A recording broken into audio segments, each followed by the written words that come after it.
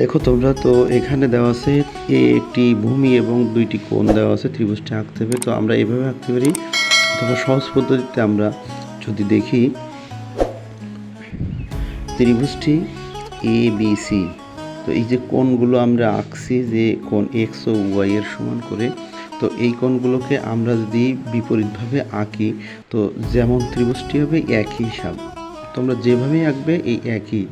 তো আমরা প্রথম BD একটি রেখা নিয়ে রেখা থেকে A সমান করে BC অংশ কাটি এবং B বিন্দুতে কোণ Y এর সমান করে বা X এর সমান করে। তো আমরা এখানে কোণ X এর সমান Y এর সমান করে CBE কোণ আঁকি এবং C বিন্দুতে কোণ X এর সমান করে BCF।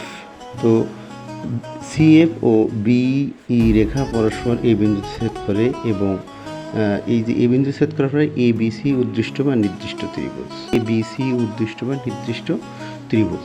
এখন ভিডিওটি আমরা যে কোনোভাবে আমরা এটা করতে পারি, তো অবশ্যই সকলে শেয়ার করে দেবে। ভিডিওটি ভালো লাগলে অবশ্যই লাইক এবং শেয়ার করতে ভুলবেন না।